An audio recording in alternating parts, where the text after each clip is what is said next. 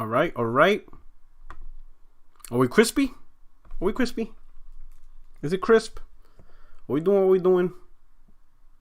What's up, everybody? Are we live? What's up, chat? What's going on?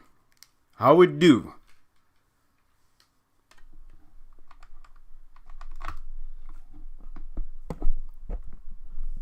Like my boy Jack Moon says, are we live, bro? How's everybody doing in the chat?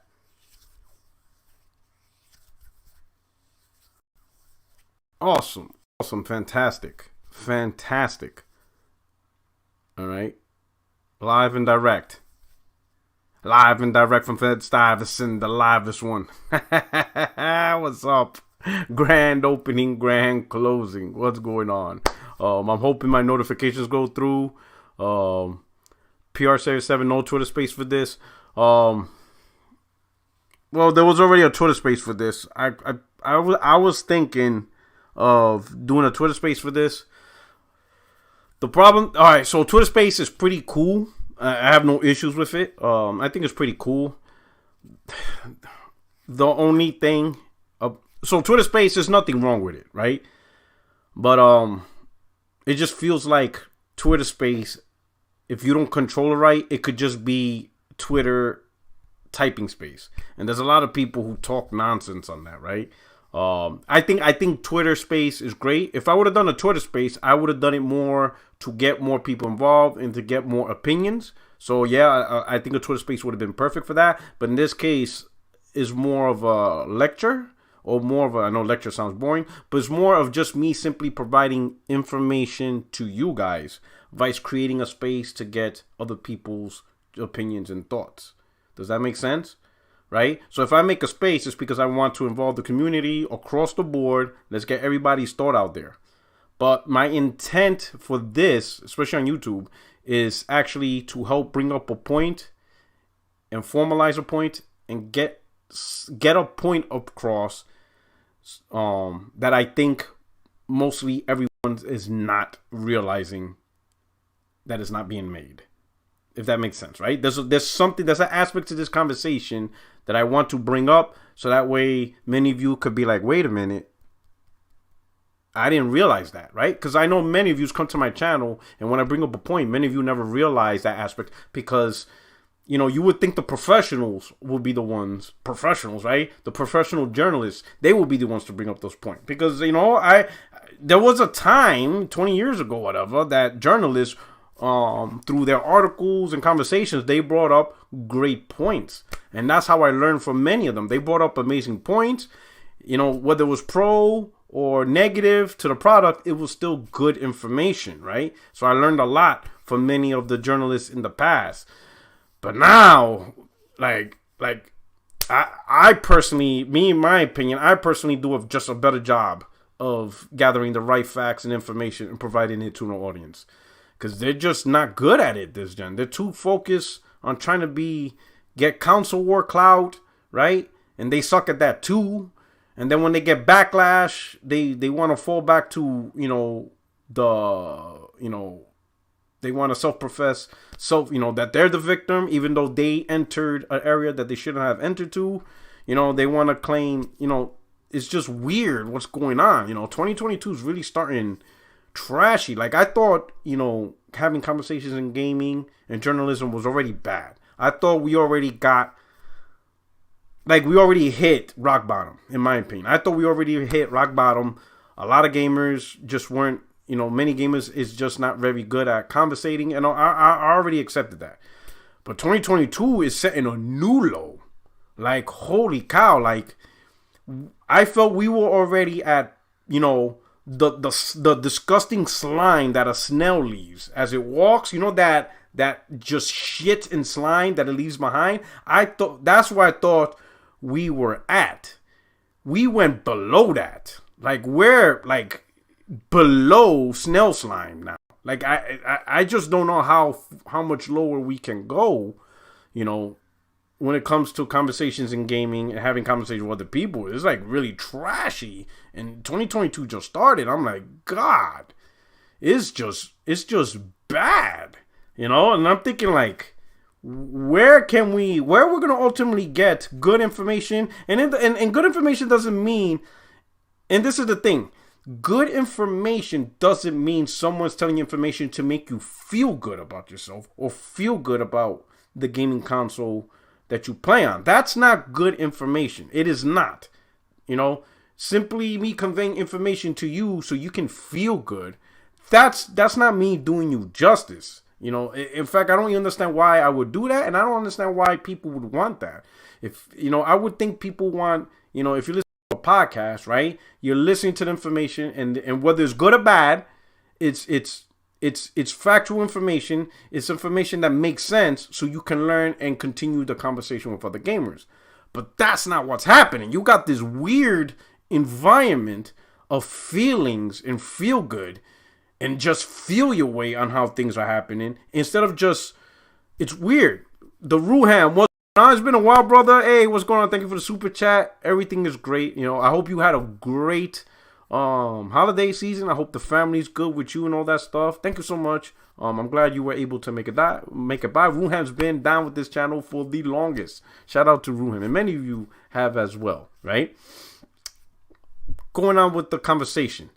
There's just a lot of let's talk about how we feel.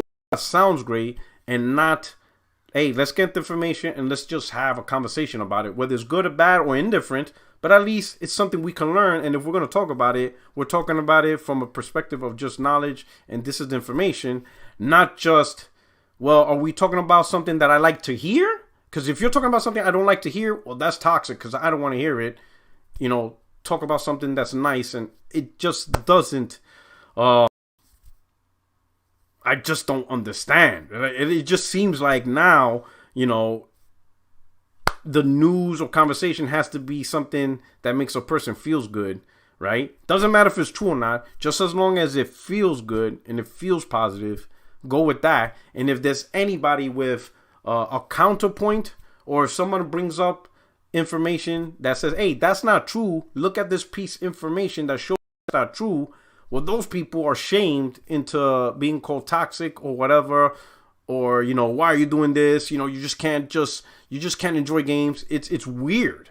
It's a weird dynamic. It's a weird, I'm gonna be honest, I don't even see that in sports. Like, sports has fanboys, right? You're a fanboy for your team, but they're still honest about their team. Like, if your team sucks, fans of that team will admit it. Like, I'm a Giants fan. There's Jets fans. The Jets and Giants fans in football, American football, we admit our teams suck and that the management has to fix it. We have no issues being honest in this conversation. Imagine if that mentality of, oh no, we can only talk about feel good, trickle down to sports. So while your sports team is losing, not making it to the playoffs, you're going to pretend everything's fine. And you're only going to point out the good things and pretend that these good things are going to lead to championships. All the while your teams are getting blown out and never making it to the playoffs. It doesn't make sense to pretend that your team is good and it results in no playoffs and no championship wins, right? And I think that's probably why in sports that doesn't happen. Because in sports, you actually have a factual result. And the factual result in sports is you got to win and you got to bring home a trophy. If your team is not making it in the playoffs, then your team suck. And there's no challenging that, all right? There's no way I can try to convince people that the New York Giants is a good football team. The world will look at me like I'm an idiot because there's factual proof. Bro, look at the proof. You missed the playoffs again. You only won 4 games out of 16 games. Your team suck. That shit is crazy, right? It's just a weird perspective, right? And that's what we're seeing from the gaming community. But anyway, let me talk to the topic at hand, right? Now that everybody's here. We got people here. While you're here, hit that button. I would truly appreciate it. If you don't mind, please retweet this out or link it to your favorite social media platforms where you discuss gaming. Let people know, hey, Porter Rocks Live, he's going to talk about this topic, especially places that are discussing, games day and date on PC. It's going to be interesting what I want to talk to you all about pertaining to this topic. All right. So let's lay a little groundwork. So once again, Forbes, I think it's Tassi is his last name. I apologize, but he made an article talking about the case where he feels PlayStation, Sony should put their PlayStation 5 games, PlayStation games day and date with PC. Okay, and then that created a tree of sidebar conversations, and everybody's dipping into that conversation, right? Here's the majority of the conversations that are happening. From the industry perspective, journalists, Xbox enthusiasts, PC gamers, everybody, they are pro this idea, right? From the perspective of it's a good idea for Sony because business-wise, that's more money, that's more game sales, and more people have access to their games. You shouldn't gatekeep these games to just one platform. Anybody who feels is against this, they're just being a fanboy gatekeeping. That's primarily the audience. They also advertise that no one's hurt by this. PlayStation gamers will still get to play the games. The fact that somebody else is playing the game is irrelevant to them. It's not going to be an issue. It's just a fanboy perspective. So that's one side of that. Stuart Stokes, do you have any opinions on the G4 TV Forest Skin drama going on? Actually, Stuart Stokes, thank you for super chat. I honestly don't.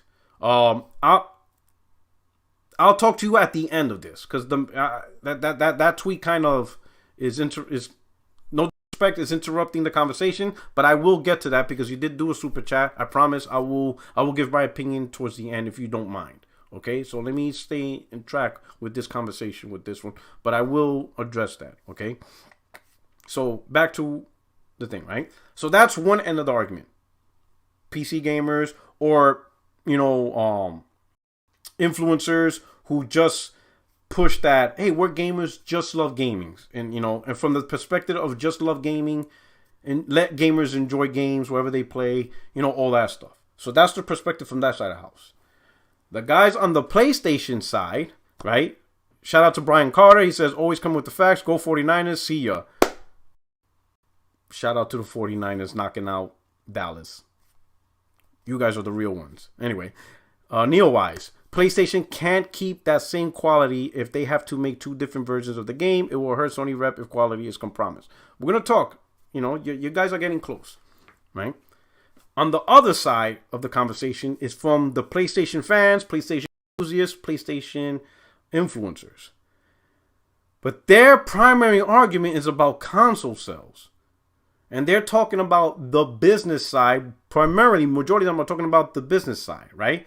A few of you are talking about potential quality of, day and day multi-plat development. So there's a little bit of that. But the biggest argument is, sales. Oh, that's not the business. How else are you going to sell? It's going to, lower the value of the PlayStation 5. Then you won't need a PlayStation 5. And then that's where the battle between, the two opposing forces are having. These people say no one's gonna now all of a sudden buy a 4,000 PC just because the game's on PC. People are still gonna buy console. Then people will no, nobody's gonna buy console. They're gonna go PC. The value of the brand. Blah blah blah. That's where the conversation lies. And people are missing the real main conversation. And I'm gonna tell you the real main conversation. The real main conversation. And I'm gonna grab this box, right? This cheap, plastic box, right? So the real main conversation is. And here's the real main conversation, right? Everybody who bought this, everybody who paid $500 for this, and you're an owner of this, the question that needs to ask, if Sony is going to make the decision to invest money and resources and hire talent to make games day and date on PC, the question, you all that own a PS5, who went and bought a PS5, right? Who bought this box, because you paid $500, Sony made you a box.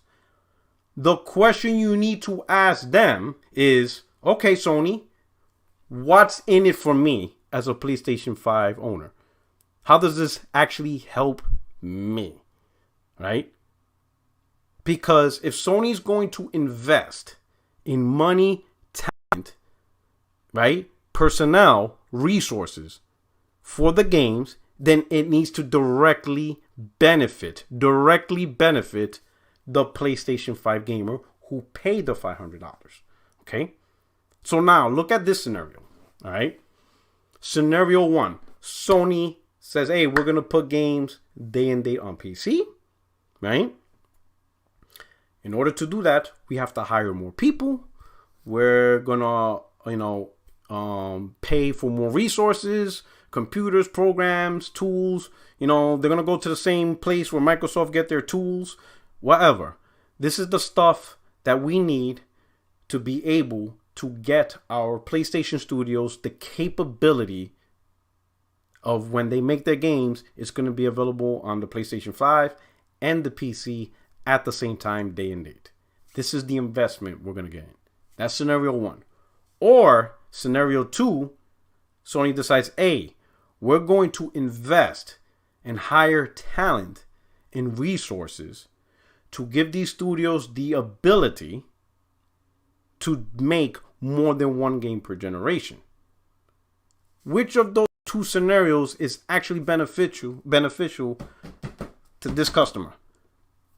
To the customer that bought the PlayStation 5.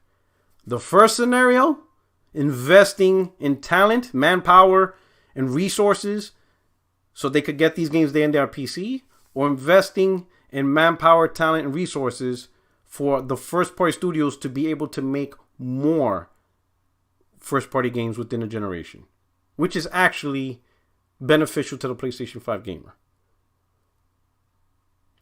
It would be scenario 2. Would you all not agree? Right? Because as a PlayStation 5 gamer, you're getting more games if Sony focuses on their resources, the money, hire talent, and get more resources to build and take on more projects. I'll give you a perfect example, right? We're going to use Sony Bend. Sony Bend only made one game for the PlayStation 4 generation, which was Days Gone. I want you to think about that. A Sony PlayStation studio, right, on a console that's released in 2013. So from 2013 to 2020, they only made Days Gone. One game is what we got from them on our PlayStation 4. I'll use another example. Santa Monica. Amazing studio. God of War 2018. Outstanding. Masterpiece. It is a masterpiece. There is no question about it. But that's really the only big AAA game they made for the PlayStation 4 during the PlayStation 4 generation. So from 2013, when the console launched, to 2020, when the console ended, we got God of War 2018 for Santa Monica.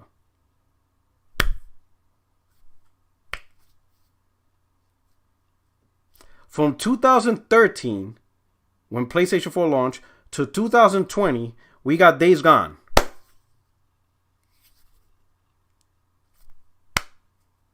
That's what we got. At best, this is at best.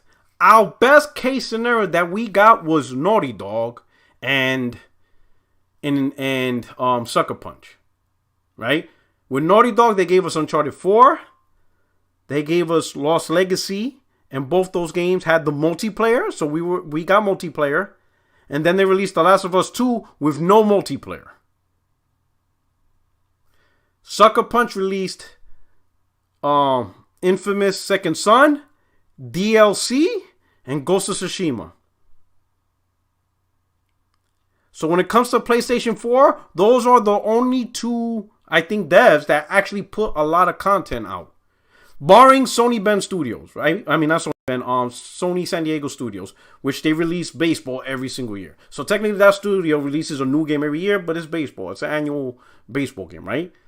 But as far as multiple IPs, Naughty Dog gave us Uncharted 4, Lost Legacy, and The Last of Us 2. You could probably also make the case for Last of Us Remastered in the Uncharted collection. Okay, great. Right? As far as Sucker Punch, Infamous, Second Son, First Light, which is small DLC, and Ghost of Tsushima. After that, unless you could correct me, chat, please correct me, am I wrong? Everybody else is like one game or two. No, Guerrilla. All we got from them is Killzone, which was at the start of the gen, right? It was like a launch title. And then Horizon Zero Dawn. And that's it.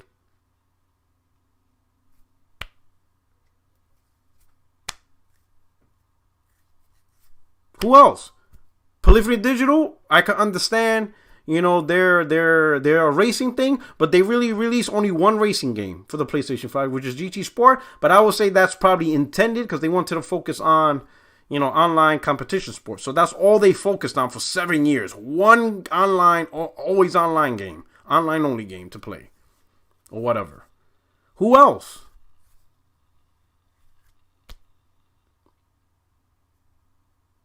Right?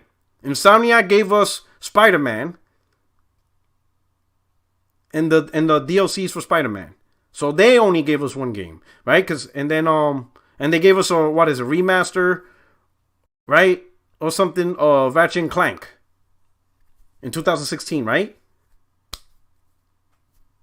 So I'm talking about PS4 gen. So even Insomniac only really gave us 2 games, right? Granted, Spider-Man's a masterpiece. And the Ratchet and Clank remaster remake is good, but that's it. Who else? Help me out here, because I'm really having trouble finding studios during the PS4 that pushed out tons of games, because we don't have a lot.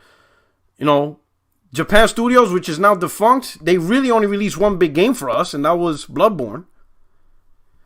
The Hatsuma. I made this point on someone's tweet. Battle for resources. Any ports can be DCs for PS5 and could be more games. Day and Day does primary customers. Hatsuma is getting my point. Who else we got? Right? So let's talk about Naughty Dog. Naughty Dog during the PS4 release 3 main products. Uncharted 4, Lost Legacy, and The Last of Us 2. Santa Monica, we got God of War 2018. And that's it. They probably handle smaller projects, but as far as big projects for our PlayStation, brother man, that's it. My man J-Dub.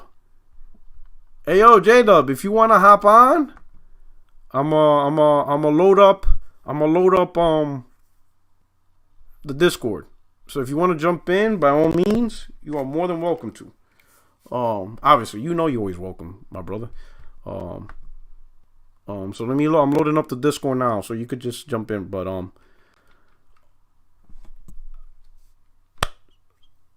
you guys understand what I'm talking about?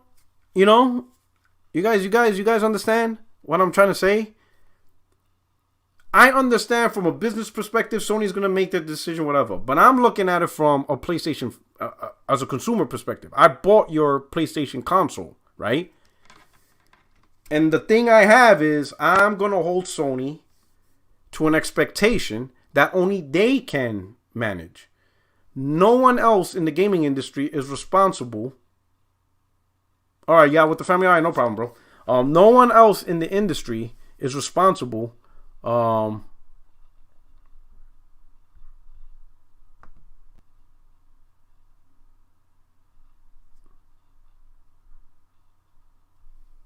right. Okay, good. I'm sorry for the day. I was just looking at something. All right. No one else in the industry is responsible, right, to make the PlayStation console be the best console in the industry.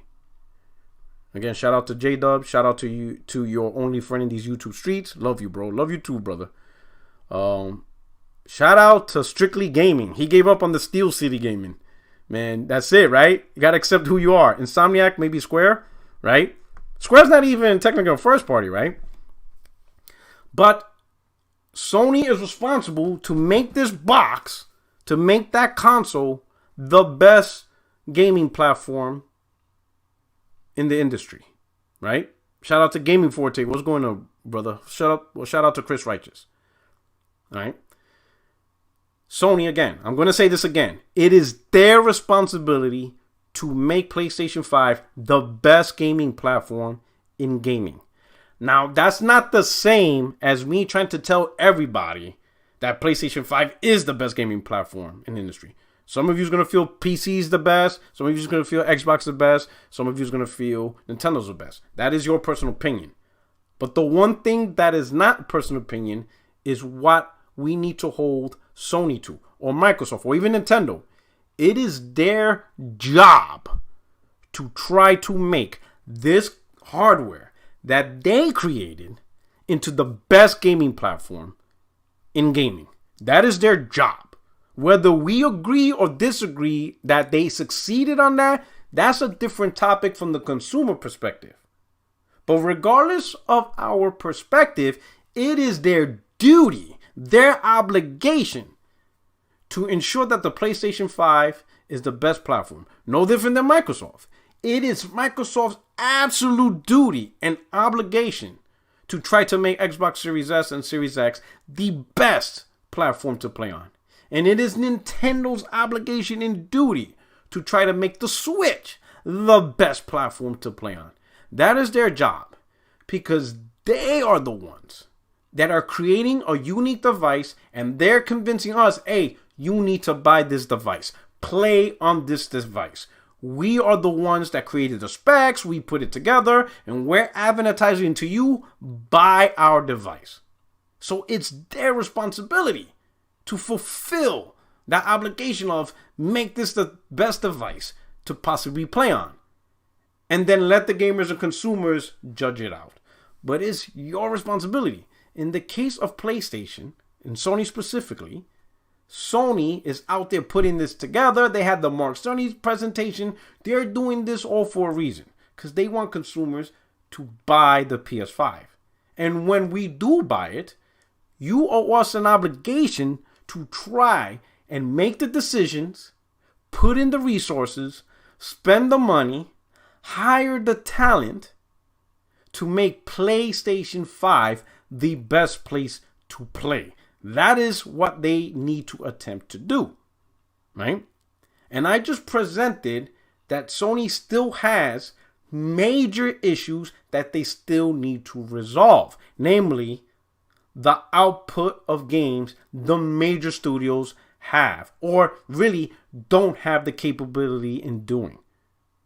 I'm going to tell you right now, this gen, we might only get one game from Sony Bend again. Right now, Sony Bend is confirmed to recently have now started working on a new big blockbuster AAA title, a new IP. And it's the biggest they have ever built. Assuming they started last year in 2021. Let's assume that's when they started getting this game together, right?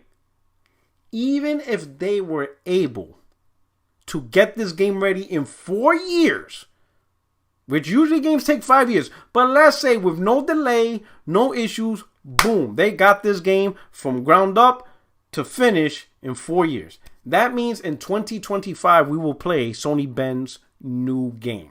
Their new game will be a 2025 game. Now, if the cycle of consoles is once again a 7-year cycle, which is so far has been the trend, that means the PlayStation 6 should be released in around 2027. Well, if Sony Bend released the game in 2025 and they are not equipped, manned, right, and the resources, the money wasn't spent for them to be able to do 2 projects at the same time, that game in 2025 will be the only game that we'll be able to play from Sony Bend. Maybe some DLC. A little quick DLC expansion pack. Maybe they might get that ready if it's part of the planning phase. Other than that, we might go through another generation with PlayStation where Sony Bend does one game. Because the next game won't be done in time. Because if they release a game in 2025, they're not going to have another game released in 2026. Or even 2027 when the final year of PlayStation 5 is. And now we're going with PlayStation 6. They're not going to have another game. The only way Sony Bend can release more than one game is they have to get funded to hire more people and invest into more resources to handle 2 games, maybe even 3. So if we're talking about Sony investing resources for day and date, that means to me, oh, so then you took care of Sony Ben then, right? Because it doesn't make sense to me to put in resources for a platform that you're not selling. The PC platform that's not your platform, right? You don't owe the PC gamers anything. And the PC gamers, they didn't pay you for anything. They didn't buy your console. They're not giving you money for anything. So there's no direct company to consumer relationship on what the expectation of your products is. But if you're still going to put in resources to do that, then that means you took care of some of the glaring issues between you and the PlayStation 5 consumer, right?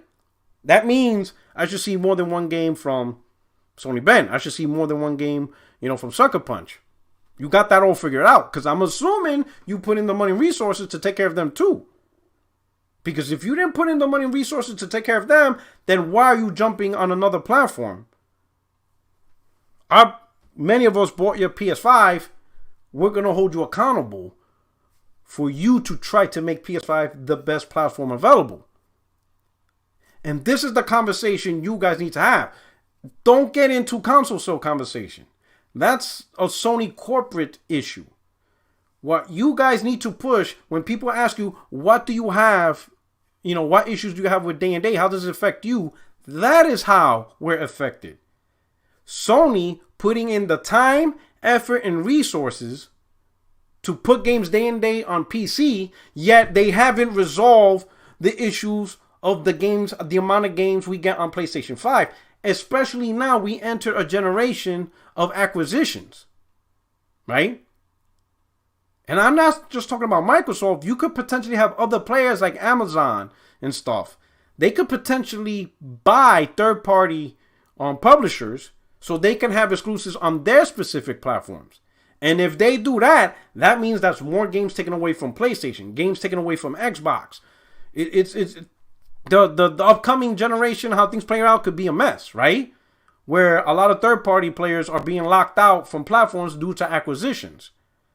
So really, the big barometer and the safest barometer you got is your own first party. You got to strengthen your own first party for your own specific platform. Are you putting, the investment to get more productivity out of these studios? They're great studios, right? And if you hire even more great talent and you provide more resources, you can get more games from these studios. Is Sony doing that? And if they're not doing that, then why are we even talking about Day One PC? When you still have to resolve your own specific ecosystem that, again, we paid for. And a lot of people out there are trying to shame PlayStation 5 owners who paid for the PlayStation 5 and trying to shame us as if us demanding from the company whose product we bought and us voicing our opinion, that's apparently a bad thing. Which is stupid. I'm a consumer. I bought the PS5. If a PC gamer tells me, oh, I don't want to hear your opinion. You didn't buy the PS5, so I don't care about your voice. You didn't pay. So your view is irrelevant. I'm sorry. A PC gamer's view is irrelevant. You didn't buy the console, right? This is a product that I bought, and I'm expecting a certain level of quality and support from PlayStation, right? And I expect them to attempt to try to make the PlayStation 5 the best possible experience in gaming. That's their job. That's why they're making this console for. That's their responsibility.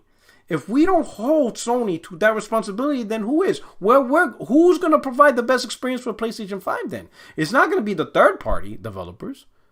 Ubisoft, that's not their job. That is not Capcom's job. That is not EA's job. That's not even Square Enix's job. None of the third party is responsible to say, man, these guys bought a PS5. We got to do our due diligence to make sure that this is the best console that's out there. They won't even make sure, right? I'm going to tell you, the third party won't even make sure because, PlayStation's using, PlayStation's SSD is better than Xbox. Sony done a better job with their circuitry, right? You know, so technically speaking, there should be no game that loads faster. You know, a next generation game, right? Actually built for both consoles. There should be no game on Xbox that loads faster than PS5. But we've seen some have, or at least close. That shouldn't be happening. But why is it happening? Because that's not third party's responsibility. You know, when they finish the game and they ultimately be like, oh, wait a minute, the Xbox loads faster than 2 seconds. They're not going to go, oh, what? Stop. That's not, that. No. Delay the game. We got to make sure the PS5 version loads faster. They don't care about that. That's irrelevant. They don't care about that. That's not their responsibility. As long as the game is running good and it's out there and it's playable, they're launching that game. They don't care about that. Same thing when it comes to these head-to-heads with PS5 versions running better, you know, and performing better than the Xbox version. They don't be like, hey, sir, you know, we finished the game, but, you know, the PS5 version, you know, has locked 60 frames, better shadows, better effects. It's kind of actually the better version of the games over the Xbox Series X. The parties are going to be like, are you kidding me? We can't allow that. We can't allow the PS5 9T flop outperform the 12T flop full RDNA beast. That's just cannot be allowed. Delay the game. Make sure the Xbox Series X version is the best. Do it. No, they're not going to do that. They don't care.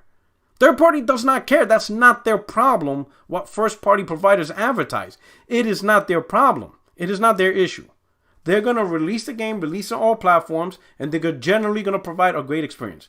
They're not going to be the ones to truly break out and say, ooh, we're gonna really squeeze out the very most and make this known. They don't got time for that. PlayStation,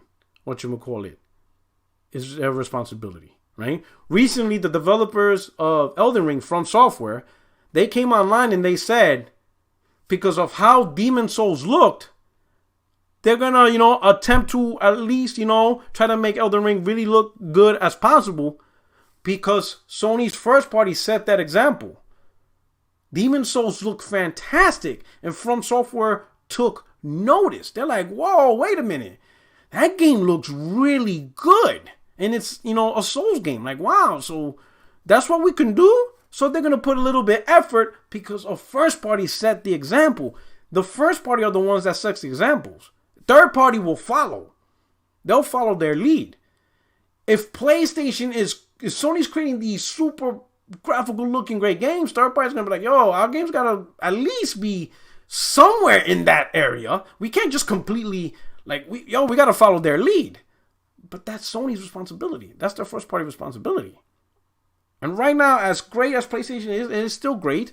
There are still things, major things, Sony needs to address. And the number one thing for me is studios that only release one game is a problem.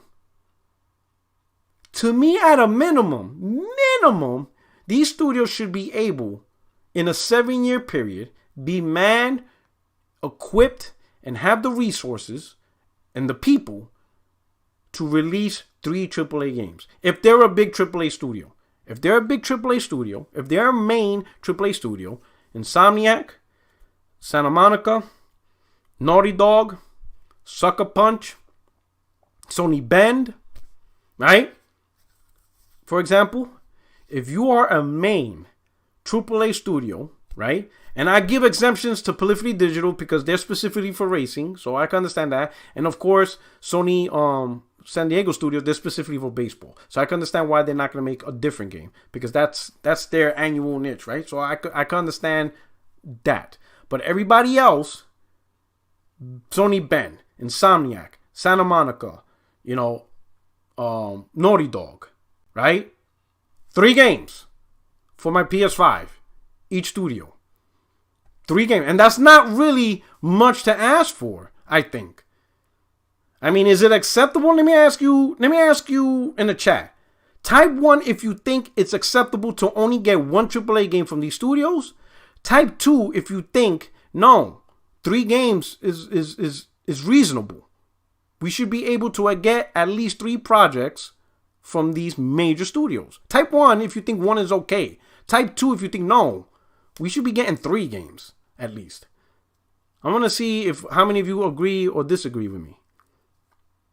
If you're a PlayStation 5 or you bought the PlayStation 5 console, 1 game a gen is good. 1 big AAA masterpiece is good. Or do you expect more from these studios. My man said 3. Adrian, you always. I swear to God, Adrian. You know? 2. Most people say, yeah. Gorilla said 1. You are such a liar, Gorilla. Anybody who says 1, you are a damn lie. I don't believe you. I don't believe any gamer that says, yeah, I'm good with just 1 game every 7 years. Nah. Right? You know damn well, right? So why aren't we having those conversations? Why isn't that being addressed? No, right? Now, here's the thing. This conversation, right? The demand for Sony to provide resources, to hire great talent, to get more games, that doesn't benefit PC gamers. That doesn't benefit gamers who didn't get a PS5. So if I asked a PC gamer that, chances are they're not going to agree with me because they get nothing out of it. They're like, I hear what you're saying, Puerto Rock, but I don't agree because I want the games to go on PC. That's my priority. So from a PC gamer's perspective, who has no interest in PlayStation, they're going to side with their own self-interest. Sony, invest the money, hire the talent, and get the resources to put the games on PC day one, because as a PC gamer, they're going to get the games on PC one. Sony investing more into the PlayStation 5 to create more games for the PlayStation 5, that does nothing for the PC gamer. It doesn't mean anything for them, right? Now, of course, the big answer is, well, what about both? Sure, right? If Sony could do both, whatever. But given like every product doesn't have an unlimited budget, I don't think they'll be able to do both. Hire both talent to create more games, while at the same time hire more talent to put all those games on PC day one.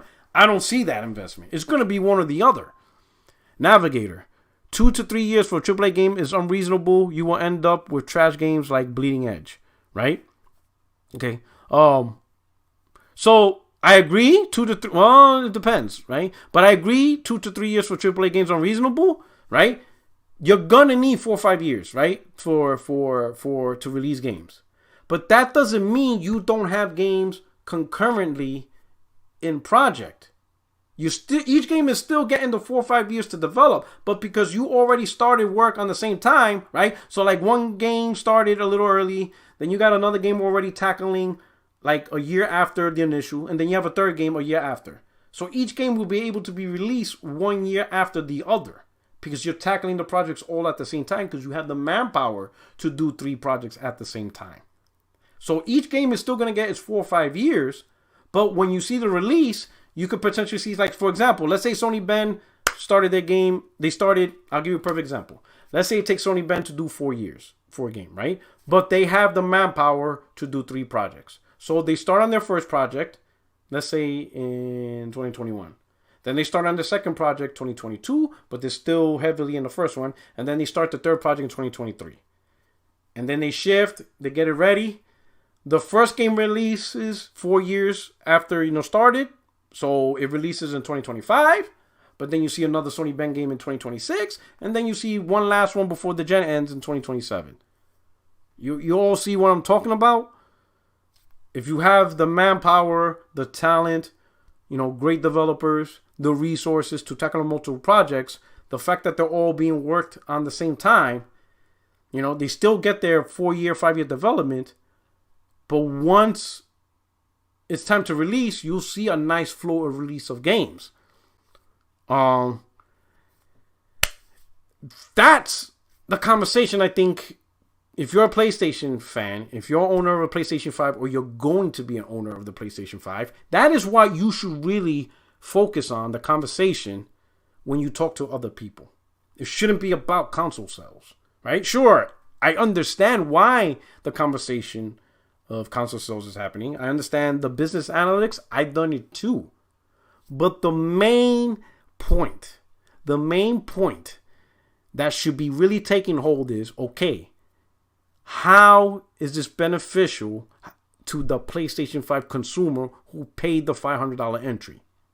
And that consumer expects Sony to deliver the best gaming platform that they can possibly make. That's the question, right?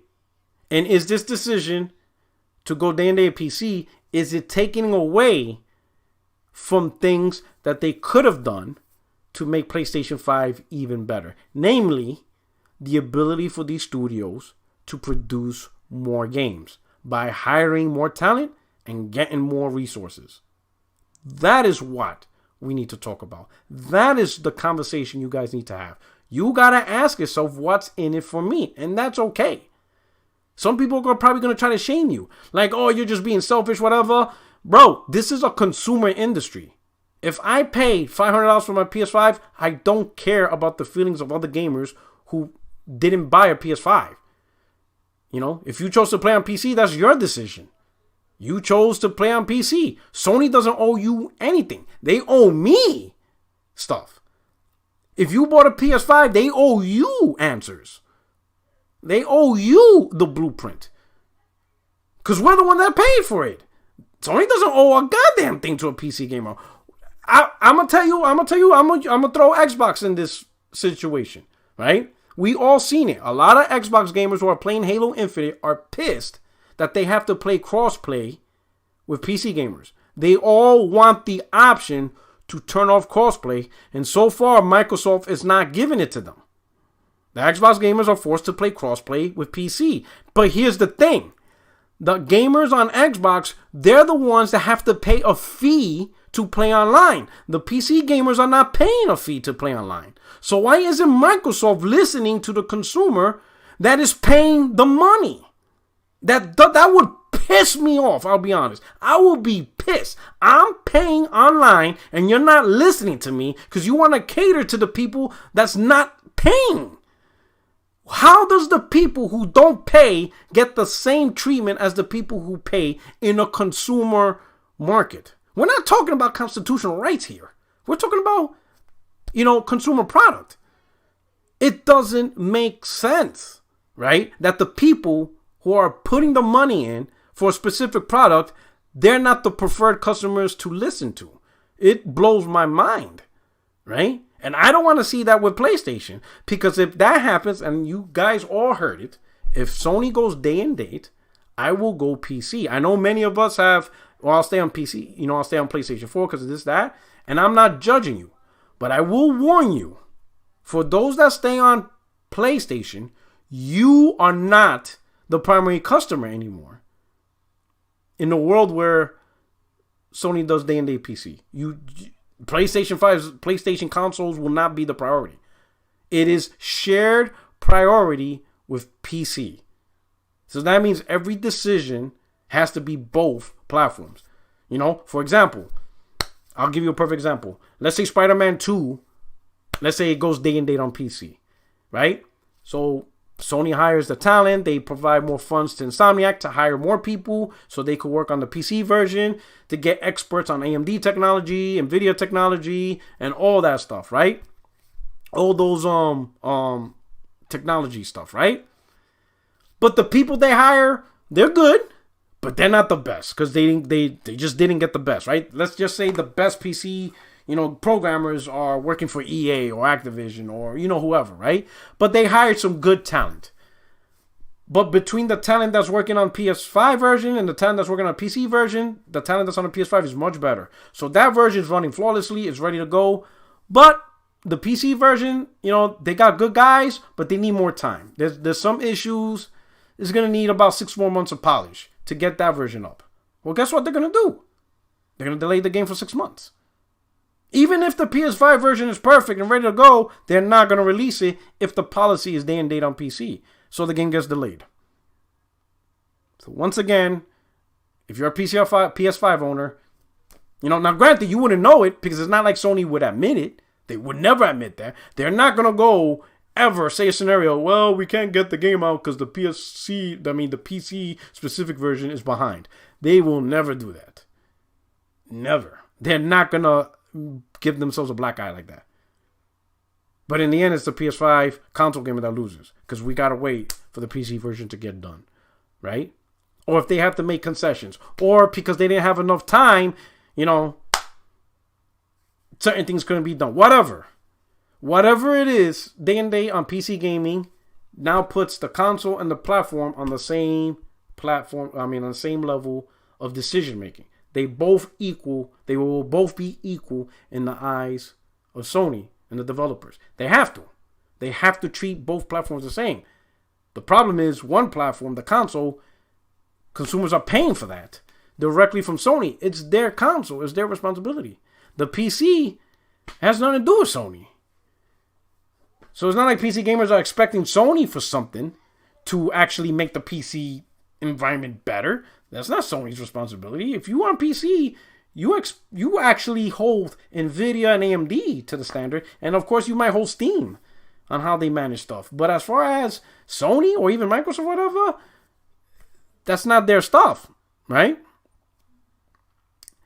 That's the conversation I want you guys to have, and when you talk about this stuff, okay? Don't worry so much about console sales, because that's like 90% of the conversation we're having. And I get it. I understand that. But what you really want to look at, if you're a PlayStation 5 owner, is what is Sony doing for you? What decisions?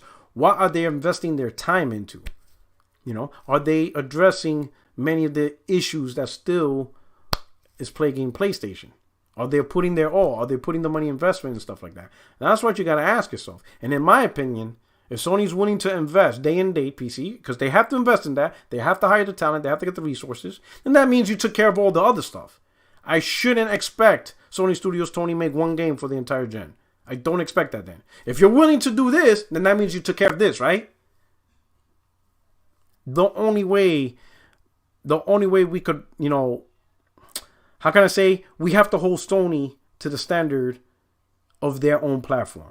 If you don't hold Sony to the standard of ensuring that their specific platform that they say is the best, if you buy into this, oh no, just love everybody, you will end up with a console that is an afterthought in the eyes of PlayStation.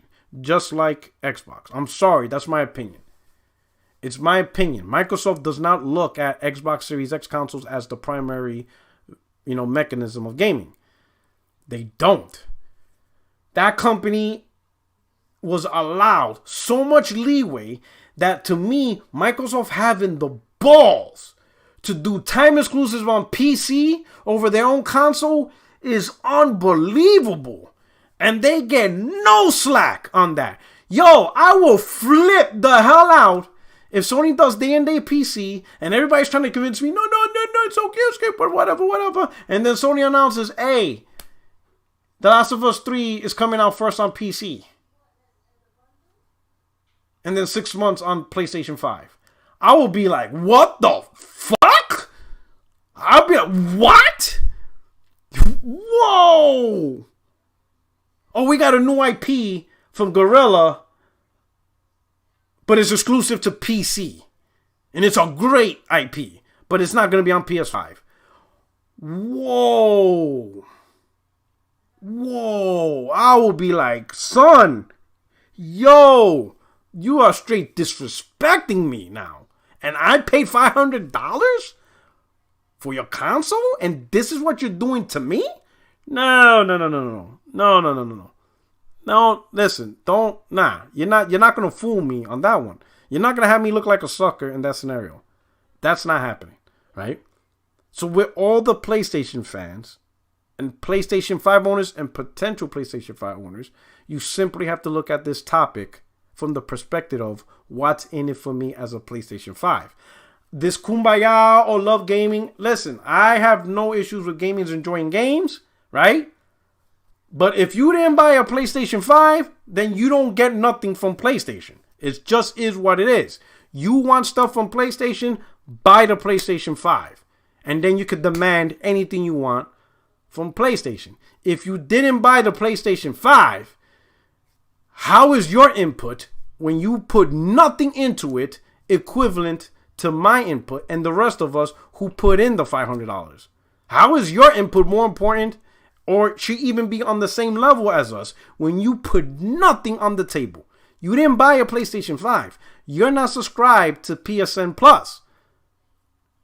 Hell, you don't even buy the third party from PSN. You're buying it from Steam. You're putting nothing into the PlayStation ecosystem, yet you want to have the same, entitlements that the paying customer of PlayStation got. No, I'm not falling for that. I'm not falling for that. If you want a say at the table, it's a consumer product. Get a PlayStation 5, right? That's it. Now, if you don't want a PlayStation 5, I'm not saying you don't get to champion your self-interest on PC. Champion your self-interest. Just don't get mad, upset, or shame the PlayStation 5 gamers who are advocating for their own self-interest. Everybody advocate for your own self-interest. Do what you got to do. But as a paying customer to the PlayStation 5, I will voice my, hey, are you addressing this stuff? Because I see a lot of talk on stuff outside of the console that you bought, but I ain't seeing much on the console that we did buy and you did make. So what's going on with that? And Sony has to answer up to that if they're willing to expand operations outside and beyond their console. Now, I got it. Their business first. They're going to do their own self-interest to make more money. That doesn't mean I don't have the right to challenge if I don't feel it's in line with what I want as a consumer. I have that right to address my grievances or issues, whatever you want to call it. I'm a paying consumer. I'm going to talk about the product I pay for. Okay? And just like with any product, if the company is not providing satisfactory, if the company is not creating a product up to your own satisfaction, then ultimately you could decide not to support that company anymore. That's like, for example, me and Xbox. I didn't buy the 360, but I bought the OG Xbox, subscribed to Live. I bought the Xbox One, subscribed to Live. I didn't buy the old 360 because at the time I had my brother-in-law live with me. He bought the 360, I bought the PS3, and we were just playing games, and we just enjoying it, right? But ultimately, OG Xbox, loved it, bought it, subscribed to Live. Xbox One, bought it, subscribed to Live. But now ultimately, from my view, Xbox is not satisfying my need of what I want from a console. It's just not my satisfactory. I'm not trying to tell other people they're wrong on why they still like Xbox. It has nothing to do with that. It's just my personal opinion, right? And because of that, I'm not buying a new Xbox console and I'm not subscribing to the Xbox Live service. It's just not appealing to me. And that's really ultimately it comes down to with PlayStation. If PlayStation is no longer providing satisfactory product, because they casted a wide net or they stretched themselves out too thin because of their own personal interest, that's fine. But that's just a consequence that they'll pay. I just won't buy the console no more if I don't feel they're making it a priority. It's your console. No one else is responsible to make PlayStation the best gaming platform. That's just how it is. Now, whether or not Sony makes this decision, obviously, we don't know, right? We don't know if they're even on the table. We really don't know. This is just all opinion piece that is now trending. People are going to have their view about it.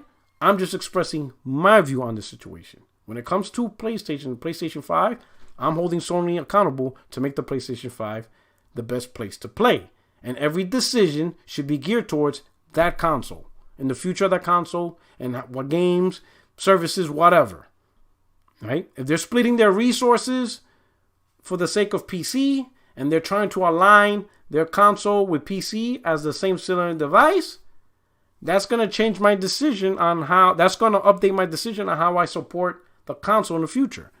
Right? And I'm going to tell you, again, if Sony decides to support PC day and date with everything, then I'm going PC because the console's that's not their priority no more. So it just doesn't make sense to give them money on unique hardware when they didn't make it their number one priority anymore. And that's just a reality. All right. Let me catch up on some super chat. Okay, I seen some super chat, so I did not forget. So please bear with me. So I read Navigator super chat. The next one was Neil Wise. He says Sony has said it will aggressively invest in its first-party studios, and in addition to partnering with external game developers on exclusive games. That is true. They did say that. We need to hold them to that. So I completely agree. You are correct. The question is, are we holding them to that? We got to hold them to that. Thank you so much for the super chat and great comment. Neil Wise again, Xbox Series Gen is not getting a Fallout game. I don't know if that's just a regular joke or if something came up. Let's see. Scrolling down, making sure if there's anything else. I think that's it. Okay, so I think I caught up on all the super chats. Okay, I'll make sure I don't think I missed anything. So that's my point right there. So to recap, ultimately, you gotta focus on your own self-interest as a PlayStation 5 consumer. What's in it for me? Do not be shamed in asking that question. It is okay to say, how does this decision benefit me as a PlayStation 5 consumer? Is this move going to create more games? Are they equipping the studios with more manpower to release more games? What's going on? Are Sony addressing the issues you personally have? There might be issues that you guys have personally have beyond just what I brought up. I know people may have issues with PSN or the layout, lack of folders, whatever. Is Sony addressing those? Backwards compatibility. I know many of you still wondering what the hell is going on with that. There's a lot of things with the PlayStation 5 Sony still needs to work on and address. It's okay if you bought a PlayStation 5 or if you plan to buy a PlayStation 5 to make that your priority and to tell Sony these should be your priority. It's okay to tell them that. Now, whether or not they listen, because again, they are a corporation, if their priority is, no, our priority is to expand on PC, not this other stuff you have a PS5, okay then. Then as a consumer, you make the decision on what's best for you, right? It is what it is. It's a game of, okay. It's a game of, are you going to still get my money, Sony? Are you going to keep me as a PlayStation gamer? What decisions are you making? You know, that's where the decision will ultimately come down to, right? It is what it is. Sony better not forget that they can't be too cocky. They went through that with the PlayStation 3. So they always need to be humble, right? And Sony, from the PlayStation 3, which was a disaster financially, they came back up and they now had the most successful generation in gaming, period. PlayStation 4 was the most successful they have ever been. And it's possibly one of the most successful consoles that has ever been created in gaming. The amount of money they made on that sucker is immeasurable. They got to remember who got them there. They need to remember who got them there. And the people who got them there, they should be their first priority into building the platform for the PlayStation 5 make it better. If they forget who got them there, they're the ones that's going to pay the hard consequence. Because remember, the higher you go in success is just much harder when you fall. It's just much harder. Like if you barely made success and you fall, it's a blip. Nobody notices. But the level of success Sony achieved with PlayStation 4, they can crash real hard, real fast. You could be surprised achieving that level of success, how fast you can screw shit up. Again, we saw that with the PlayStation 2 to PlayStation 3. It's easily, right? So, as a PlayStation 5 consumer, don't be shamed into thinking that you concerned about what you get from the PS5 is a bad thing. You bought the thing. You paid $500.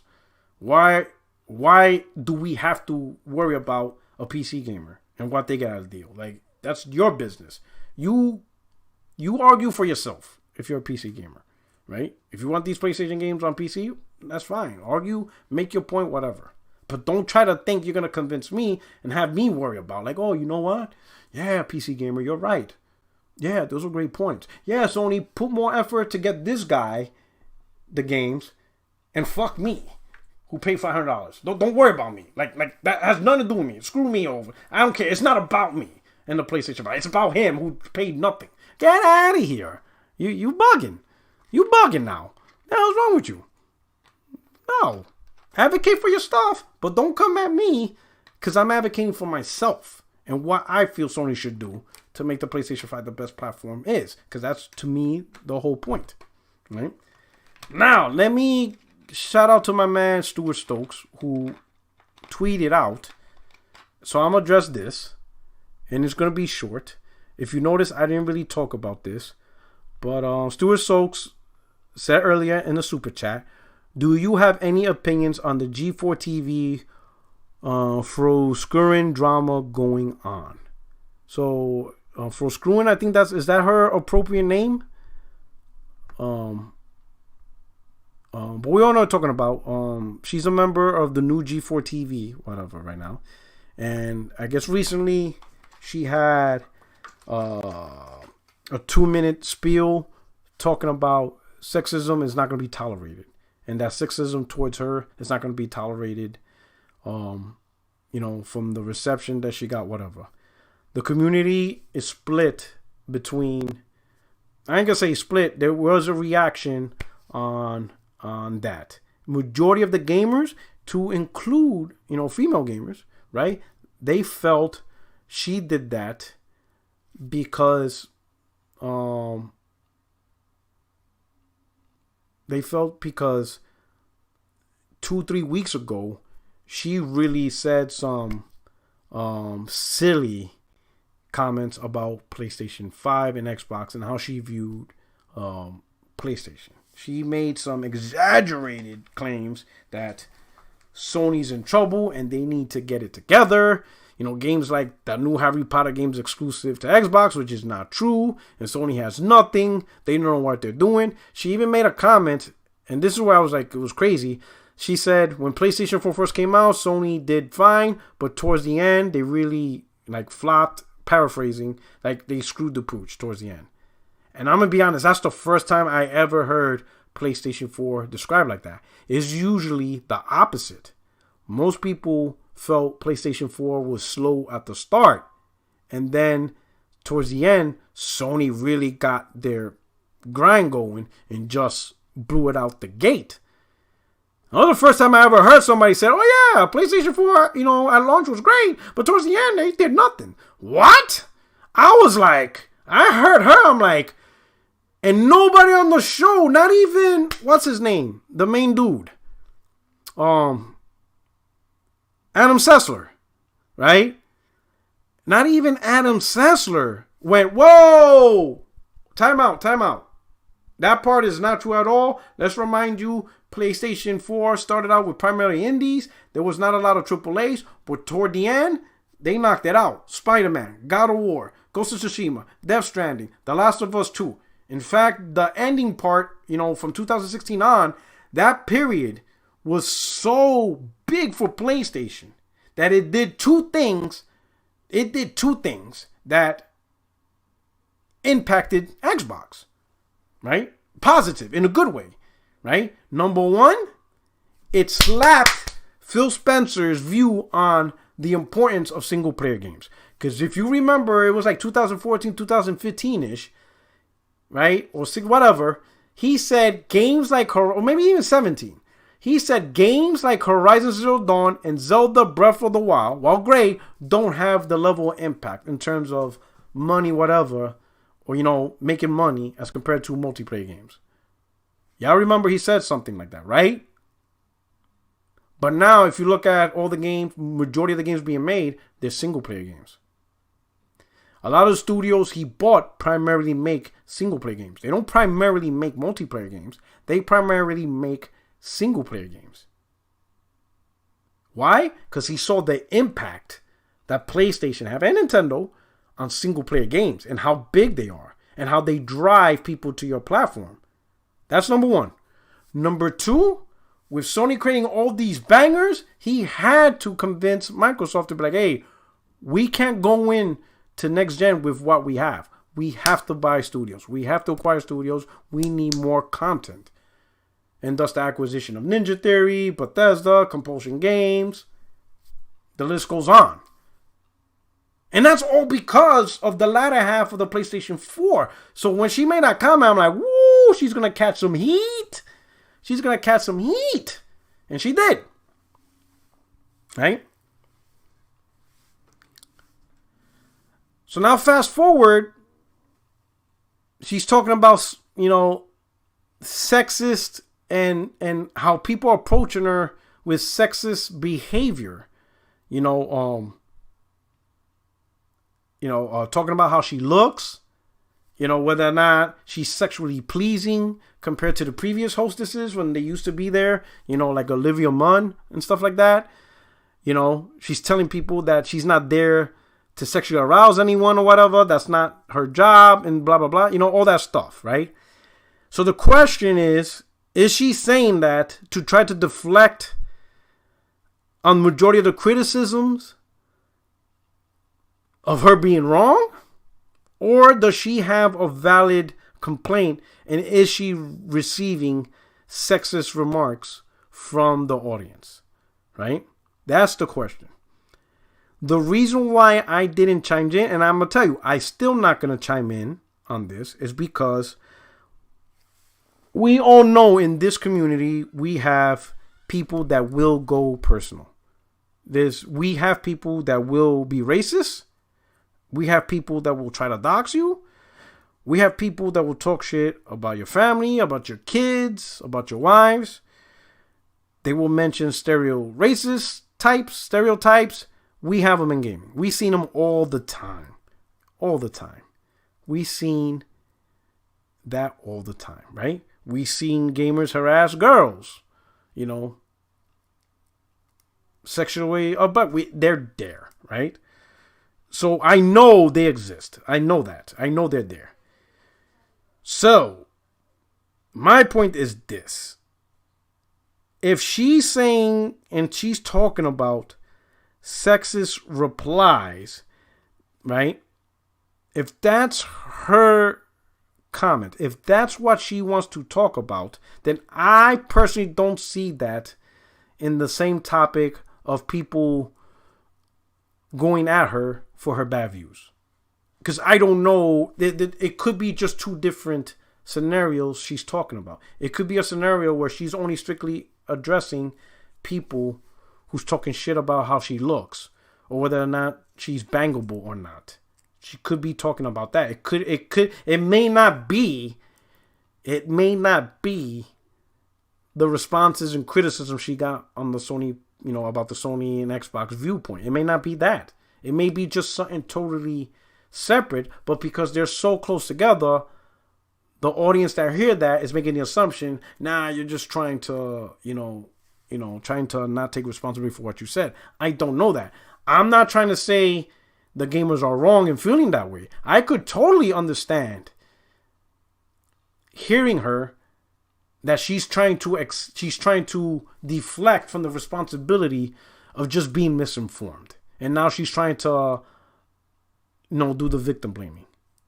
But at the same time, I don't know where she's come from. She might genuinely be talking about specifically sexism and not so much, the shit talking or the bashing she got for PlayStation views. I don't know where she's coming from, and I'm not going to make that assumption. That's why I don't have a view or make an opinion. The only thing I can say is I totally understand many of you who feel, oh yeah, good timing. Yeah, okay. Now you want to talk about harassment and sexism after you made that dumbass comment 2 weeks ago, but you caught the heat. Yeah, okay. I get your guys' very point, and I'm not disagreeing with you. It could be timing. But at the same time, I don't know if that's really what she's talking about. Maybe she is just strictly talking about people talking about her appearance and constantly talking about whether she's not bangable or not. And that is bothering her more than the criticisms about, the silly stuff she said about PlayStation and Xbox. You see what I'm saying? So that's why I didn't make a video or really dive deep into it.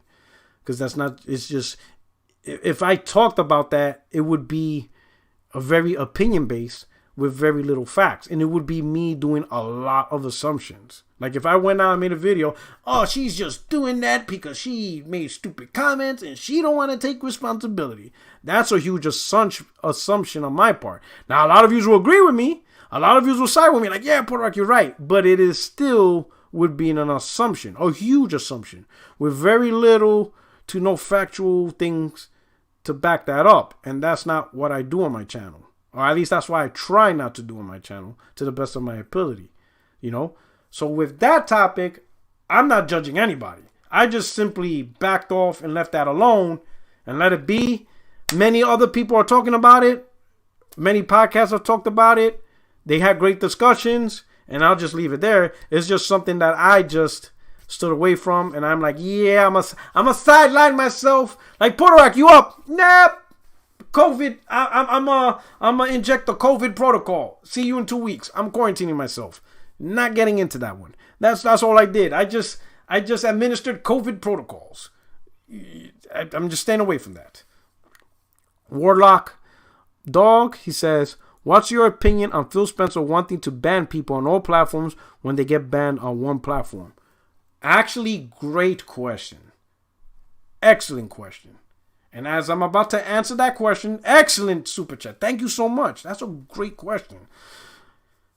As I'm answering that question, can I get some likes? There's 200 people here. You know, again, that like button is not locked behind an NFT. You know what I'm saying? You can use it. It is not owned by anybody. You can hit it if you want. It helps out the channel. It gets trending, you know? If you can help me out here, right? I'm just a poor guy just trying to get some likes. That's all I'm trying to do in this world, right? It's NFT free. My channel is NFT free. No NFT here. Everything's accessible, all right? So hit the like button. You know, take the 2 seconds to just click that like button, and I would truly appreciate it. Thank you so much for that. But that question is outstanding. How do I feel about that? Now I'm conflicted, right? I could understand the shit talking in gaming, and it's always been part of gaming, but some of the shit talking is absolutely distasteful for no reason, right? And some of the shit talking is based on because they're safe behind the keyboard, right? Like if I shit talked in a game like Street Fighter or something, it would be stuff I would say if the person was sitting next to me. Or if I played Madden, I would say it with the person next to me. Meaning I would not be disrespectful. You know, like, all right, everybody knows couch co-op, right? Think of the days of couch co-op. Think of the days you play Street Fighter with your friends. Or you play Madden with your friends. I'm not going to tell my friend that their mother is whoring herself out on the streets like a little whatever. I'm not going to tell him that. I would never say that to a person sitting next to me. That's like, bro, like, we're just playing Madden. Like, you doing the most. You know, I'm not going to do that, right? I'm going to talk shit like, you know, I'm playing Madden. I'll be like, yo, son, don't throw that ball. Don't throw it to the left side. Interception. Did I not tell you not to throw it to the left side? Do I need to give you the ball back? You know what? I'm going to give you the ball back. You need help. You know, I will do stuff like that. Stuff that I will have fun, you know, face to face. Right? Like, oh, you selecting that team? Oh, you thinking to run the ball? Don't run that ball to the left side. Don't run the ball to the left. You ran it to the left side. Dog. Why you ran that ball to the left side, bro? You know better. You know, you disrespecting my D. I would talk like that. I would trash talk like that online. Similar to the couch co-op. I'm not going to reference your sexuality. I'm not going to reference your race. I'm not going to make fun of your mom or children, you know, or things like that. I'm not going to do that weird stuff. I'm going to be competitive trash talking in the sense of, competitive play. But some people do the most. And I'm like, whoa, bro, like really racist remarks and stuff like that, right? So at first, I initially looked at it like, oh, hell yeah, screw them mother effers. Ban everything. But I thought about it over time, right? And I looked at it like, for example, if Microsoft decides to ban a person on their network, who are they to tell Sony, right? Hey, you need to ban this person, and everybody ban because we made the decision. So since we made the decision to ban, everybody else just follow along. Like, who takes the lead in that, right? Who's the decision point, right? And that's where I find the problem at, right? I think the bans should be handled by the very curators of the network, and it's their responsibility to set the guidelines and the parameters and have a system, right? Where people get banned, but at the same time have a system, because there are people who get accidentally banned. It happens, not often, to do your grievances, right? So I don't agree with universal bans across the board. I think it still needs to stay within the network, and the network provides the tools and make it easy to report violations and stuff like that, right? I think it needs to stay within the ecosystem, right? What a person does on PC on Steam, let Steam handle that, right? How a person conducts themselves on PlayStation, I do believe PlayStation needs to provide better tools, because some tools are just garbage. They're really garbage. They're really not good into whatever, right? I'll give you for example. I brought up Madden. Yo, there was one dude on Madden. I beat him. But yo, he was a racist mother. Like, yo, if I saw him face to face, I would break his mouth. I swear to God, bro. And I'm like, yo, this guy's annoying. I muted him, whatever. But after the game, I tried to attempt to report him, and none of this stuff makes sense. There was no in-game reporting system. I tried to do reporting outside with his username on the PlayStation Network, but PlayStation Network replies back, if this was done in-game, then you have to use the in-game reporting system. But there is no in-game reporting system. And then I found out you have to go online and fill out a report and then type in their username. It was just a mess. And I'm like, oh, hell nah. Like, oh, well, I would do my part to get this moron off the thing, because, yo, he's just not, making this environment. But whatever. But ultimately, to answer your question, it needs to be just, the ban needs to be methodical to that network, right? To that game, whatever, and let them have it, right? Ban them on the platform, but I don't know about this whole ban across all networks, because who's the decision point on that one? Like, who initiates? Like, for example, if Sony says, hey, this guy's banned, therefore Steam, Epic, Nintendo, Xbox, everybody follows suit. Everybody needs to, each platform provider needs to hold their own, on that. Now, I could maybe understand the publishers. For example, if you got someone on PlayStation who's playing Madden and they're racist a-holes, then they get banned across all other platforms, Xbox, whatever. But here's my thing. Unless their account is linked, how do you know who's who on another platform? Right? Is the PlayStation EA linked? Unless you're linked to EA, and it's just weird. I just think let the platform providers manage. They should focus more on providing easier tools to deal with that. Right? If you want to report, got somebody being racist, doing the most, you should easily be able to report it. Let the review process happen.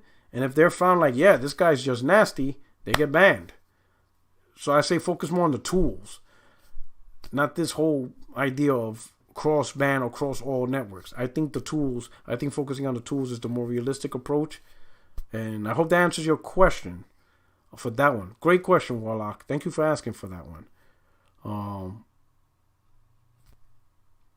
Other than that, I think I covered everything that you guys wanted to have. I covered the whole point of the conversation. If you're just tuning in, I will make sure in the comment section, if you're only interested on the topic at hand, I will put the timestamp specifically, so that way you know exactly the time window of when the conversation happened, because I know this took a little bit longer than it normally did. So I'll do that for you. So if you're tuning in now and you're realizing, okay, I want to know about, your point of view on day-and-day PC, I'll put that in the timestamp so you'll have that, okay? But anyway, this is your only friend in YouTube streets, PorterRock77. Thank you so much for the support. On your way out, hit the like button. I hope you enjoyed this content. I'll see you guys soon. Maybe I might go tomorrow. I'm supposed to have the podcast tomorrow. Let me work with the guys to have this, all right? And hopefully we can go on live and get the boys back, all right? But other than that, hey, you guys enjoy your day. I'm out of here. Grand opening, grand closing. And I'm out of here. Take care.